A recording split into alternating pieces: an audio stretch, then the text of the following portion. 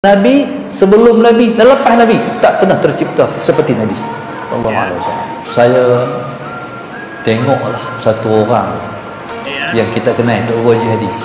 Guru Haji Hadi. Saya rindu nak tengok cara dia berjalan waktu dia muda. Assalamualaikum. Salam sejahtera. Satu lagi yang saya nak kongsikan video ini. Video Ustaz Asri yang kena ini referral nombor 1 apa-apa hal agama di Kedah. Kita tahu lah dia yang apa tu Nabi Adam turun di Gunung Jerai, apalah, tapi yang ini dia tadi kita dengar bagaimana Hadi Awang disebut dan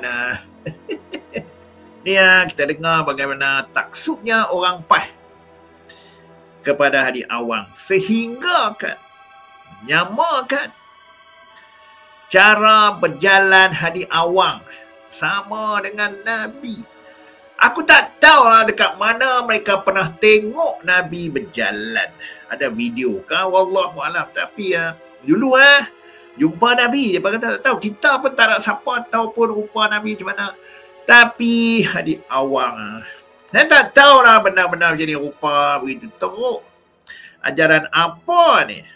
Ali karamallahu wajhah, aku tak pernah tengok orang yang sehebat Nabi sebelum Nabi dan lepas Nabi tak pernah tercipta seperti Nabi sallallahu alaihi wasallam. Saya tengoklah satu orang yang kita kenal, Tok Guru Haji Hadi. Guru Haji Hadi. Saya rindu nak tengok cara dia berjalan waktu dia muda. Sebab di antara orang yang dapat saya tunjuk cara berjalan kemas, dia. Aduh. Boleh bayang, abang tengok tak? Dia jalan waktu muda. Okay, kita tak nak lah waktu tua, kita selalu tengok lah. Saya tak nak cakap apa-apa lah waktu dia keadaan kesihatannya sekarang. Tapi untuk nak menyamakan pergerakan, cara berjalan seseorang manusia, para ulama' berjadah daripada nak label kan, saya rasa selalu sesuatu yang agak melampau, betul tak? Itu saya cakap. Bila masa mereka tengok ini cara Nabi berjalan kat mana? Rupa Nabi, tapi begitu mudah mereka. Ya, itu ada ni sesat. Banyak kali Nabi Adam turun guna jerai. Allah tak payahlah tua dah. Salah Sayyidina Muhammad. Jadi subhanallah, ada satu orang Arab tengok Tok Guru Haji Hadi, dia tanya, tu siapa? Orang beritahu, Tuan Guru Haji Hadi Awang Melayu. Arab tu tanya Melayu. Orang tu kata Melayu, la Arab. Keturunan dia Arab.